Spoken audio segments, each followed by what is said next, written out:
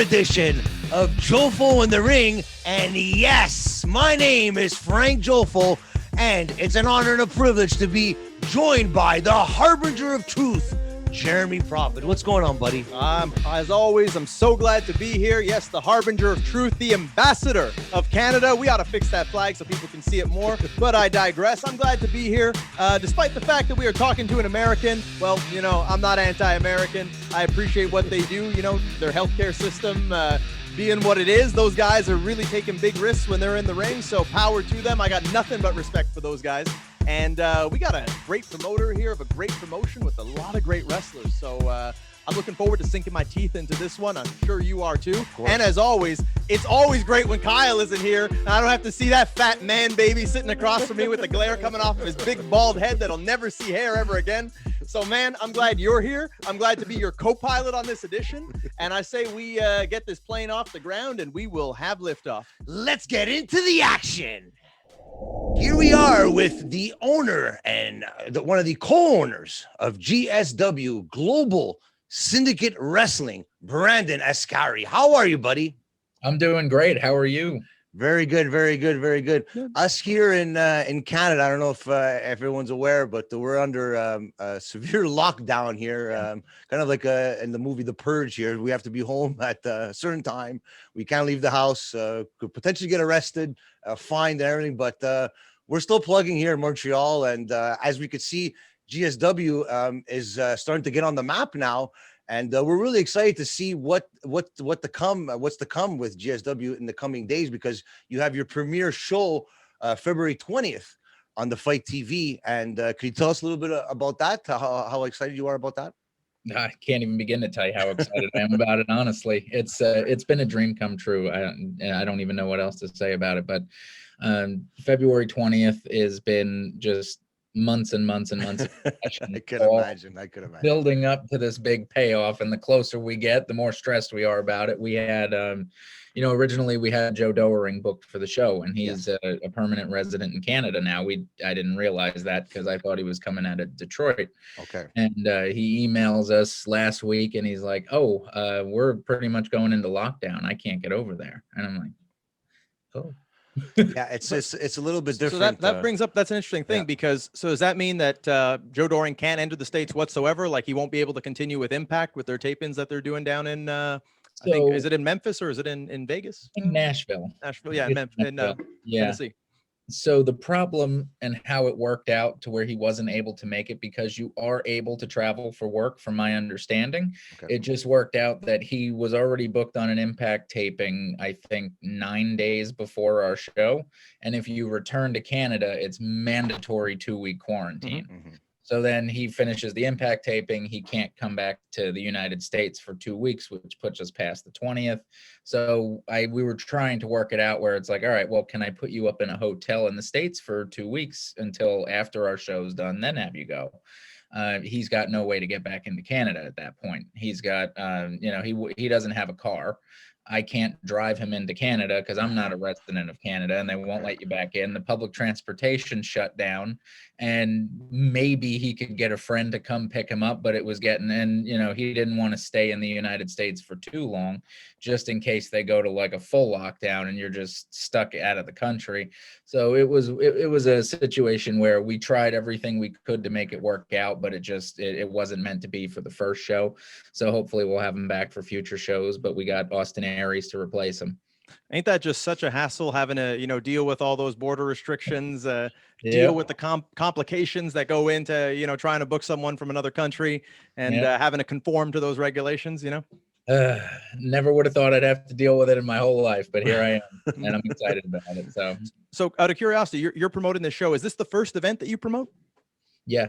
So I've never done anything as far as promoting is concerned in wrestling, and my background's mostly in film production. So like advertising movies and films and stuff I've done. But as far as like a wrestling show particularly, no. I've worked on shows when I was younger. I used to train in wrestling a little bit. So I did work behind the scenes a little bit, but not much. What were some of the promotions that you worked with? I worked with Body Slam Wrestling Organization. I was a student at the IWF, the Independent Wrestling Federation. I took like one class with Quackenbush and Chikara back in the day. So I did a couple different Guess things. we won't be seeing too many more of those. But at least you survived and came out of it unscathed. So that's always good to see. Exactly. You know, I'm not sure if you're familiar with who I am and my work, but I'm a wrestler myself. Been doing it for 15 years here in Canada, grinding and hustling. So, you know, it's always interesting to hear the stories from other people getting their feet wet in the business and, you know, seeing the different directions that they take. So when was it that you realized that maybe the in-ring wasn't for you and, you know, behind the scenes or, you know, promoting was more the avenue you wanted to take? Well, I took my first bump when I was 14 at BWO. Richie Rotten was the Still trainer. feeling it today? Yeah. And 3 years later, you know, I was too young, so I couldn't train like at a full-time schedule. So I was doing like youth clinics, and once a month or something, when they would have a show, they let me learn a couple of spots and lockups and stuff.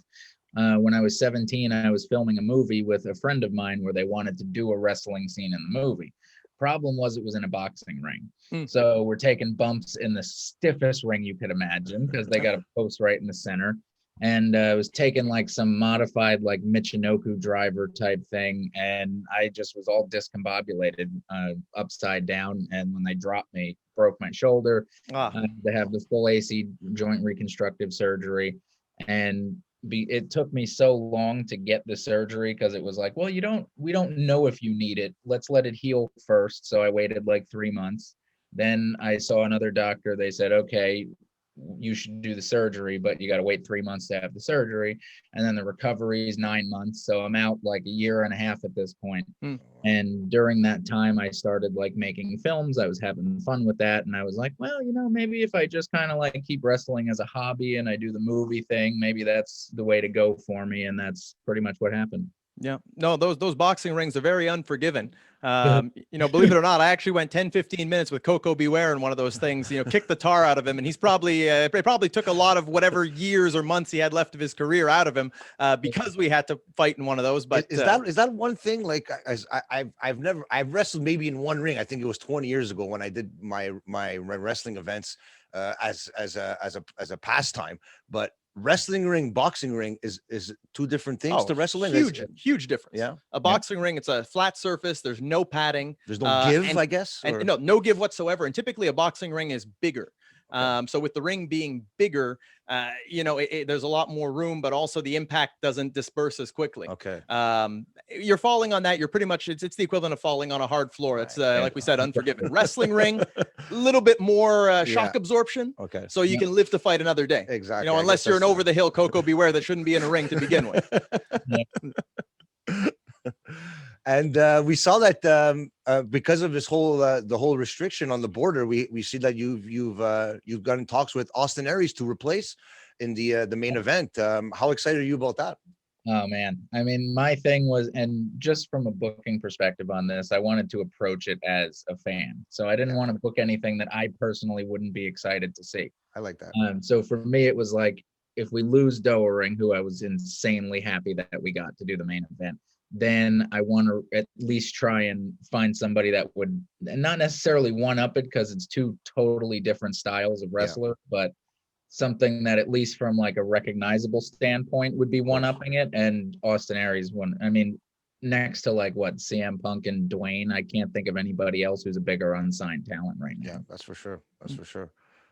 Have you ever faced Austin Aries in the ring, Jeremy? No, I hung out with him after a TNA event here in Montreal. He went out to the club with us, a few of the guys and stuff. That's about all I know of Austin Aries. You know, I've seen his work. Extremely talented, very explosive in there. You know, great athlete and great performer. I definitely think it's a big up for you guys to have him on there. I think it's going to be a hell of a main event. But you know, got to call a spade here. You know, Austin Aries, a lot of controversy that surrounds him. Does that maybe play in the back of your mind and, you know, giving him your main event?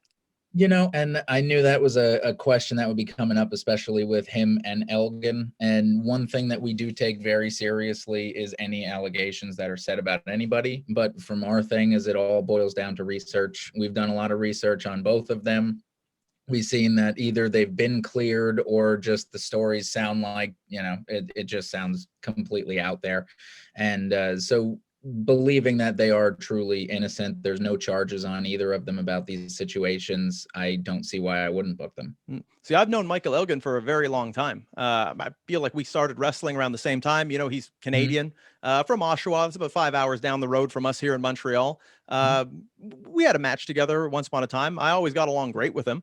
And yeah, I can imagine it must be touchy because, you know, in this day and age of hearsay that we live in, there's going to be haters, there's going to be supporters. How did it come about with Elgin? Did he approach you guys wanting to be on the show, or did you guys seek him out? How'd that go? We approached him. Yeah, we, you know, we've been, we're trying to do as much like research as we can. And there has been a slight backlash, I would say, from postings about them like, oh, I can't believe you guys didn't get canceled or blah, blah, blah. But I would say 99% of the comments and posts and stuff is just like, yes, I can't believe you got these guys. And we specifically were researching like Impact Wrestling Facebook groups and stuff like that. And the two biggest names that I see talked about, I wish we could get them back, was actually Elgin and Chris. Okay. We got both.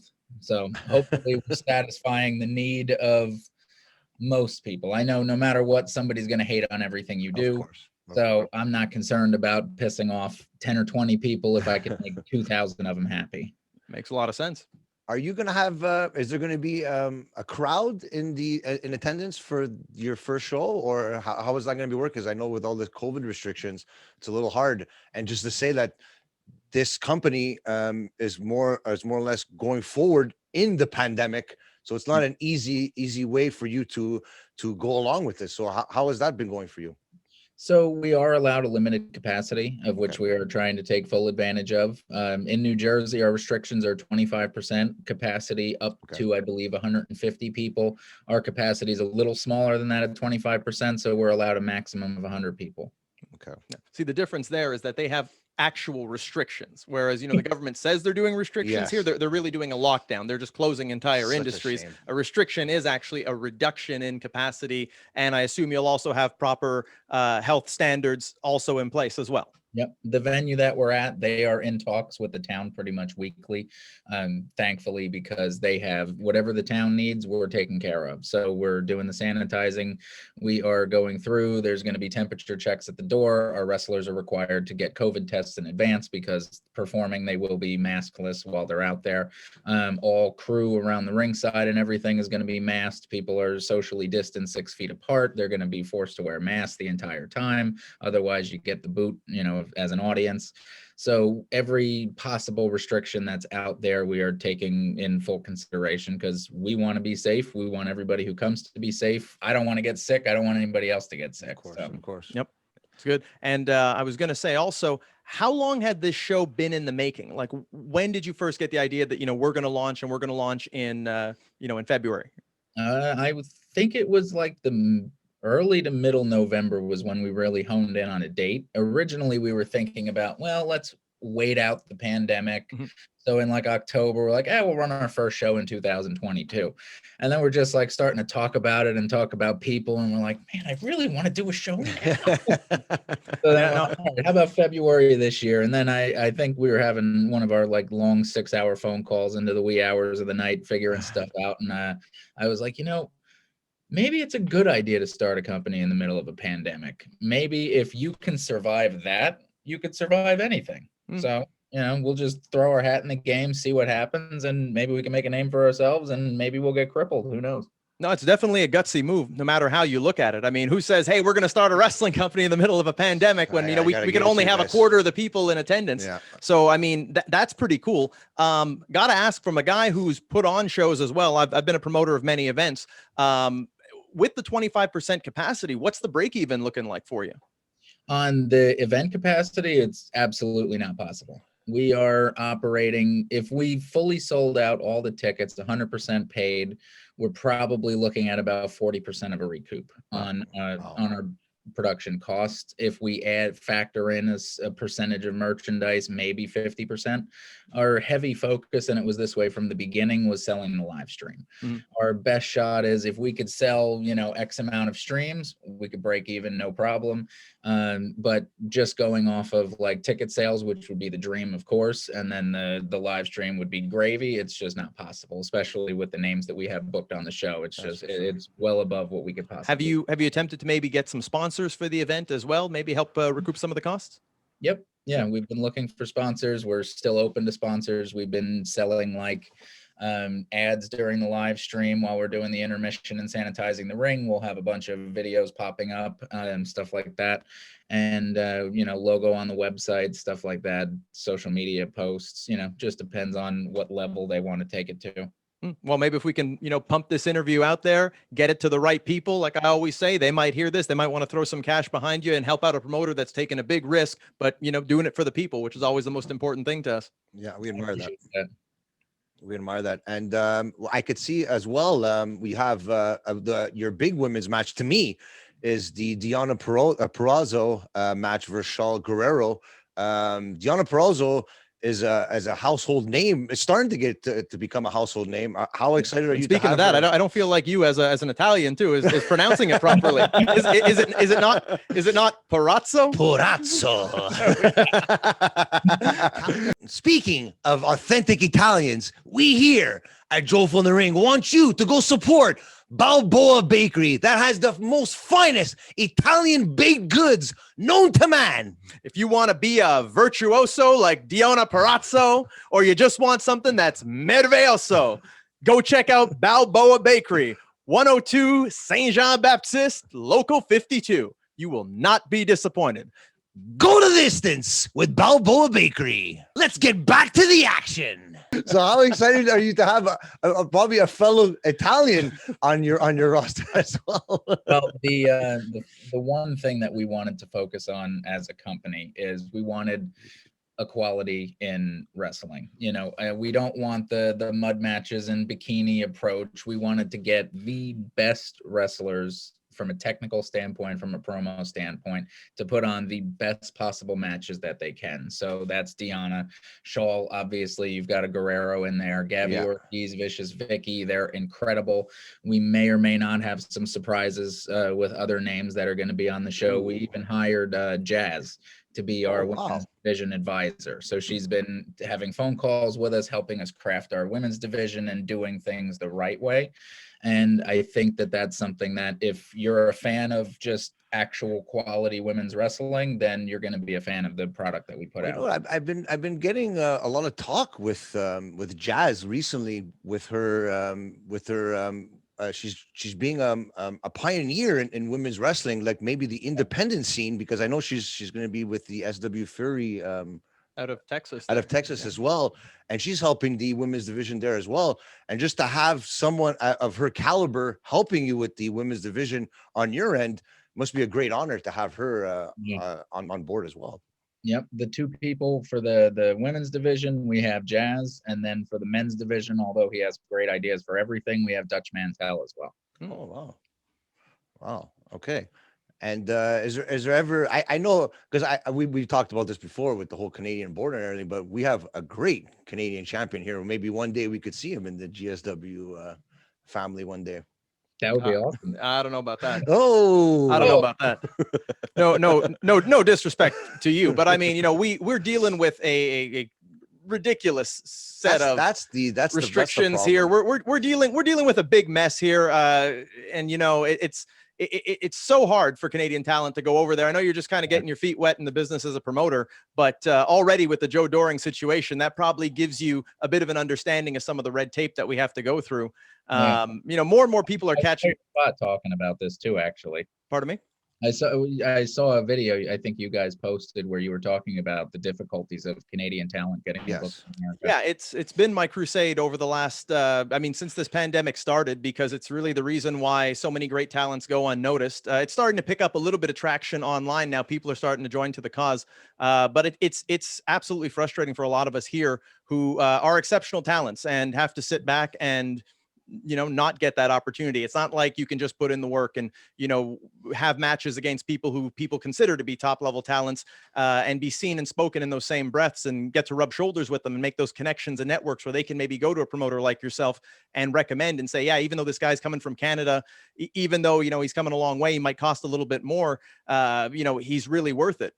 So that's what we face. That's the uphill battle. And, guys like myself, Speedball, Mike Bailey, guys who are exceptional talents, the world over, just, are not getting that same notoriety on the American stage. I had TJ Wilson on here, Tyson Kidd, and we talked about it. And he even said that at, the WWE level, there is a bit of a disconnect there with the scouting, because with the tryouts that they do through extras, they're doing towns in the United States 5-6 times a year.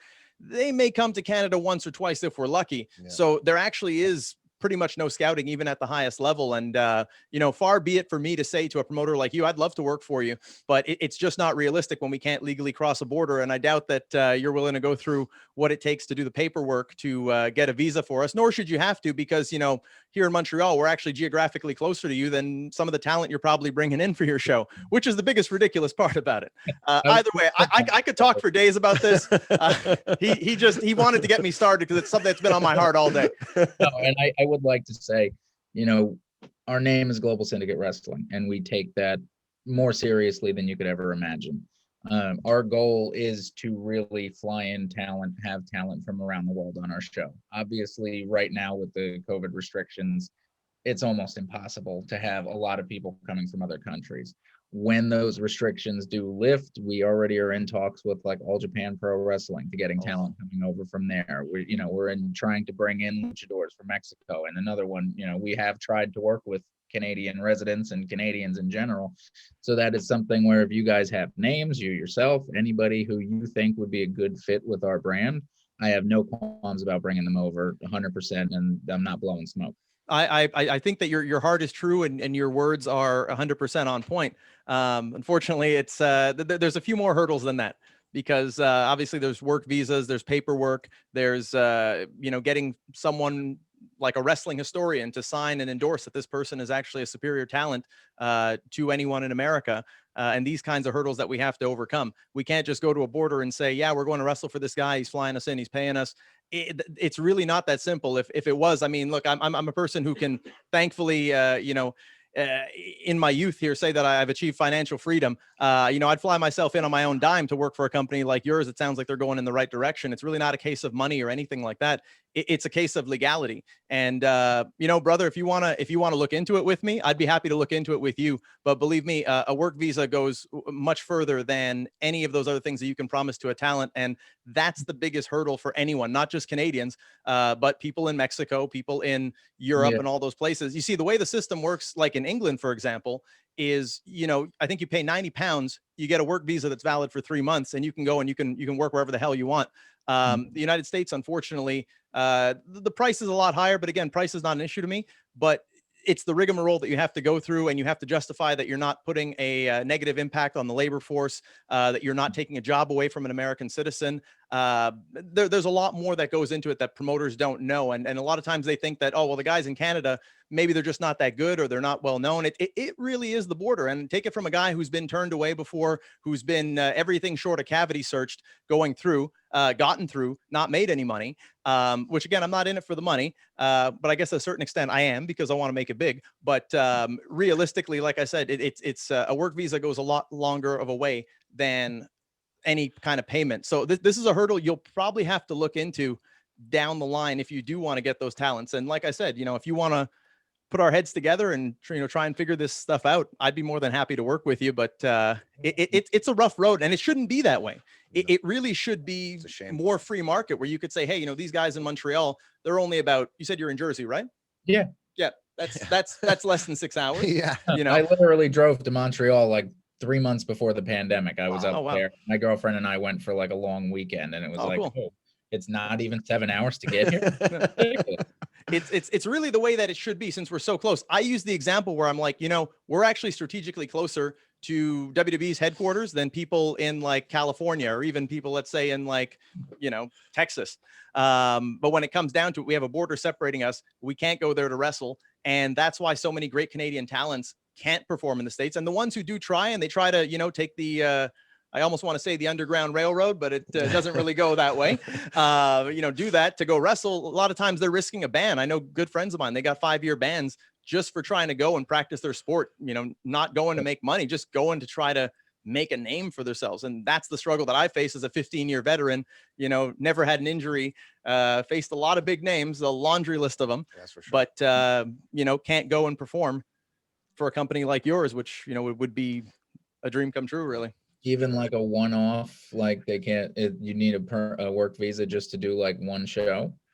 Yeah, you would need one. I think it's like $3,000 or something, but you also have to provide a lot of proofs, a lot of like, no, you don't need to roll your eyes at that. Like that's No, I'm just saying, ooh, that's a lot. It is, but I mean, it's an investment. It's like going to school. Education costs way more than that. Right. So to me, $3,000 is a well worth investment.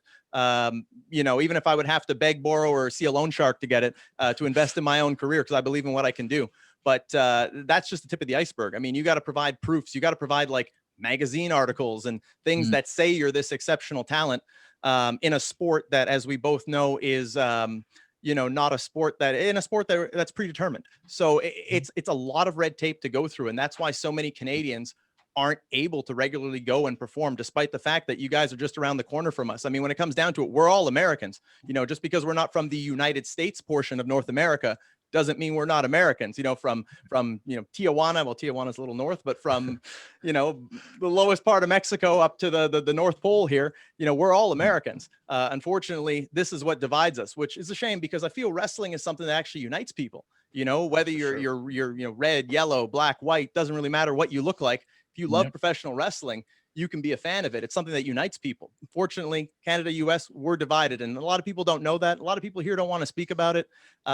It's about all I speak about these days. Yeah. And I don't want to overshadow your great show, but I do think that, like I said, if you want to work on this, I'd be happy to put my head together with you as a promoter. And who knows, maybe we could make something good happen out of it. Yeah, that would be amazing. I appreciate the enlightenment. Yeah, I'll shoot you a follow on your socials, and yep, maybe we can figure something out. And we are going to help promote you too. Get some sponsors behind you to make sure that you do break even on that show. Yeah. Thank you. Is there anybody in the future from like Impact or AEW that you are in talks with, maybe to be on a future show in the future? Well, we have been talking to, well, we were trying to get Eddie Edwards. We really wanted to have him on there, but he's not taking indie shows until after COVID. Okay. So he was somebody we were looking at. We were also looking if we could get Eddie Kingston with the whole like Misawa gimmick that he was doing. Because that's, you know, we're heavily inspired by like 90s All Japan Kings Road style. He's doing some great work in AEW right now, let me tell you. Yeah. Yeah. So, and then there's a whole host of guys in Japan and Mexico that we'd like to book. You know, there's a lot of talent out there, but I'm still super happy with the talent that we've gotten so far. Okay. Okay. It's definitely a good starting point, no doubt. Well, that's for sure, because the card you guys have, I'm really excited about that. February 20th on Fite TV. Everyone go check that out. How is the whole process on Fite TV? How does that work for everybody to go watch your show? How does that work? Yeah, so you can pre-order now on Fite TV. You just type in GSW Inception. For some reason, if you do Global Syndicate Wrestling, it doesn't show up. Okay. That's the acronym. So GSW Inception shows up. You can click pre-order, you know, enter in the payment information, and then at 8 p.m. sharp, it just comes on your screen. You click it and you're ready to go. You could do it on your television, your phone. I think they're available on like Samsungs. They're available on Roku. They're on pretty much every smart TV, at least. Phone, computer, so you can get access to it live and in person, almost like in person. Okay, great. Because you know what, we're going to be watching here in Canada, here watching and cheering GSW on for sure. Yep. Jeremy, I'll be cheering for one of the guys I saw on your roster there, who I've shared the ring with on a few occasions, Ricky Reyes. Ooh, nice. He and I, we actually we faced each other here in Canada the first time. I think it was in Toronto. We were part of a 5-way or 6-way. And you know, I spoke with him and stuff, got along really well. And then we were also on the same team on another show in Rhode Island, which you know, was back when border things were less difficult. And you know, I was able to have some semblance of a career there in the Northeast, and never got to work in Jersey. Oh, I did work in Jersey on one occasion at the Collective about a few years ago. wow. I was on there for IWS, but yeah, Ricky Reyes, always got a good vibe from this guy, and got to work with him twice, and looking forward to seeing how he's doing these days. Yeah, no, he's been taking a lot of bookings now in Texas. I've been seeing he posts about on Facebook, but well, the weather's better there. Yeah. So no, we're excited to have him on there. That triple threat is going to be that's like our Joe, Daniels, and Styles. I like that. I like the TNA reference. Yeah, I like that. I like that. That was our idea with them, and just three different styles, but I think they're going to put on an equally awesome match. Have you ever fought Hammerstone as well, Jeremy, by any chance? No, I never fought Hammerstone. No, he added me on Facebook. Seems like a decent guy. Yeah. I can't say much else other than that. Looks good. Jack to the gills. Yeah. He's always posting like gym selfies, and I'm like, God. This is so beautiful. Oh, is there anything else you want to bring up? You can have the floor, man. Well, Don't age before beauty. I've more or less put everything into perspective here. But yeah, other than that, if you want to bring something up, or I mean, it looks like it's going to be a good show. And I mean, how far do you want to go with this promotion? Like, what would be your crowning achievement with how far you'd want to take this company? I think, oh man, that's a tough question. I mean, that's what I'm here for. So, we signed with a company called Fight Globe. I believe MLW signed with them as well. So we're signed for 3 years with them, and they're working to get us television deals, globally. And we've had, before even having our first show, which I think is incredible, we've already gotten interest from 3 countries: Germany, India, and Africa, sub-Sahara Africa. The African station is supposed to be one of their largest. I'm not sure what the name of it is. And they're willing to put our first show out there, see how the audience reacts to it, and then potentially make us an offer from there. So one of my goals would be to get the product shown in as many places across the world as we can. And then also for me to be able to have shows in as many places around the world as possible, to be able to go to areas and figure out the local talent stuff. For me, the biggest one, I absolutely am a diehard fan of Japan. I've been there once, and it was one of the nicest places I've ever been. So I would kill to have like a headquarters out there and run shows there. But in the beginning, it's just trying to get as many places to be able to see the product that we're doing, so they could be just as excited about it as we are. Mm-hmm. Oh, well, it's great to see a company at its grassroots stages, and who knows? I mean, maybe it might be a home run a year from now. Who knows? It sounds like you got the right connections. You got the right people that are interested. So you might even be able to make this a global brand. Who knows? That's the plan. We got to live up to the name somehow. Indeed. Is there any chance maybe in the future, I don't know if I asked this already, but are you going to be going on the road, maybe doing like house shows, kind of shows, like going to different cities in the US, or maybe one day, maybe even coming to Canada to do a show? Well, I mean, right now it's all completely stunted by the pandemic. Yes, of course. We would love to be able to tour as much as possible. We'd love to have as many shows as possible. I believe it or not, the one piece of advice I got from Fight Globe was actually, it's harder to sell weekly content to distributors around the world. So they actually said, if you stick to between like 6 and 12 shows a year, you'll sell to more countries. So they almost like a fine wine approach, where it's like, don't do too much televised shows. But, house shows and stuff, we would love to do that. We'd love to tour around, but like, if I'm not taping it and putting it out somewhere, I can't survive off 25% if my card costs, 60% more than what I could get on a return from the house. Of course. So for us, we're starting off, and also from we're self-funding the show. So for us, I took most of what I've earned from film production, and my co-owner took most of what he had from working his jobs. And we're like, all right, we've got this much money. We could either do, once a month like most indie feds do, and have, maybe we could afford like Hammerstone and Shaw at each show. Or we could go once a quarter and just have like the craziest cards that indie scenes have seen since like AEW when they ran all in or something. I'm like, you know what? I'd rather do that. That makes me more excited as a fan. It is going to be harder to tie in like storylines and stuff, because people probably forget about Inception by the time the second show goes up May 22nd. But we also are planning on doing like a kind of like a developmental brand approach called High Voltage. And that's going to be starting in March, where we're going to have local talent on putting on 1 or 2 matches. We'll have promos from the main shows to kind of tie in storylines and keep them going, and just so nobody forgets about what's going on. I can tell you're a big wrestling fan. Who was your favorite wrestler growing up? I wanted to ask you that because I could see the passion you have for wrestling, just like myself and Jeremy. Who was your favorite wrestler growing up? The person who made me want to be a wrestler was Shawn Michaels. Oh.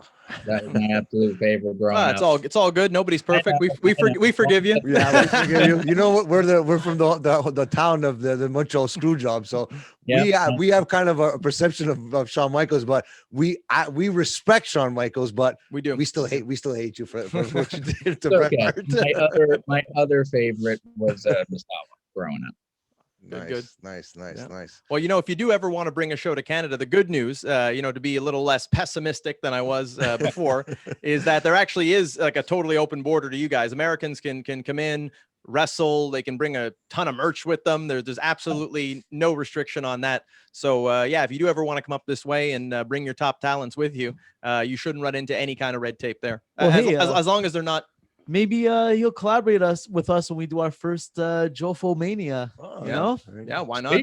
That sounds awesome. Yeah, we'll do it. We could be happy to send some people up there, and we'll keep in touch for that. But like I said, February 20th, everybody go check them out on Fite TV, a global syndicate of wrestling, GSW Inception. Get ready for it, because the world is coming to GSW. I honestly have to say thank you very much for coming on the show. Thank you for your time, and good luck in 2021 with GSW, and we're going to be behind you guys at 110%. Absolutely. Thank you guys. I really appreciate it. Anything else you want to bring up before? Like I said, I'm going to keep in touch with this man. We're gonna work together, do some good business, I would think, and I'd be honored to go work for him once we can figure this all out. I think there's going to be big things for Canada coming soon. The movement is starting. Dominoes are falling into place. So why not use our great resource of talent here, great untapped talent. As I like to say, if you look at Canada from Vancouver to St. John's, which is literally the entire span of the country, we have guys that realistically should be champions, main eventers, future Hall of Famers. I personally think I should be adding another ring, but when it comes down to it, we're like an untapped oil reserve. So if you can, navigate those waters and figure it out, there's tons of great talents here in Canada that could definitely help take a company to the world stage. And some of those guys, some of those companies out there, they're sleeping on it. The Ring of Honors, MLWs, between the two top companies, they only got 2 Canadians on their payroll. So a lot of them are sleeping on it. You might be the man that can take advantage of that. And we can all work together to help get you higher up the rankings there. That would be awesome. No, I'd appreciate that. And, if we could have a show in Canada, that'd be the perfect way to do it. It seems like, at least for now. Perfect. Well, what an episode that was. I mean, we learned a lot there, and definitely I encourage everyone out there to check out GSW when it starts. There's going to be a lot of great talents on there, and who knows, maybe it might be a place for me in the future if we can figure out all these, border restrictions and things that are going on in the world that really shouldn't be. But, hopefully we got happier days ahead of us.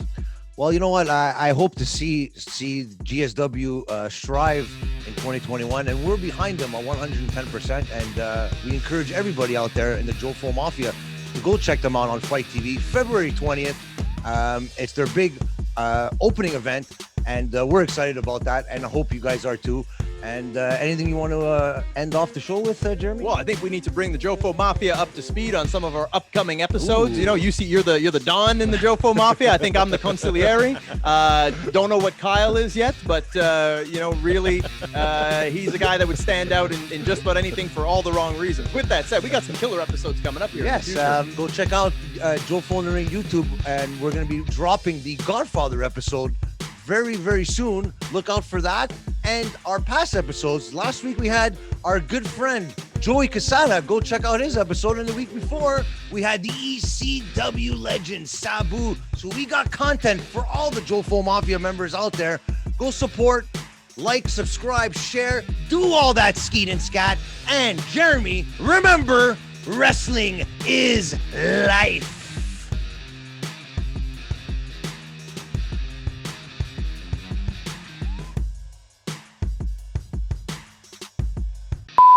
Okay, so now figure out TikTok, the Balboa. Okay, ready? Yeah. Speaking about authentic Italians, Speaking about great Italians, we have the greatest Italian. Okay, I make. Oh no, I know he needs to get. He butchered the name. He needs to come through with this one. I'll put my 2 cents in there. Speaking of authentic Italians. Speaking about great Italians. Speaking about authentic Italians. We here at Jofo in the Ring. Speaking about authentic. Oh,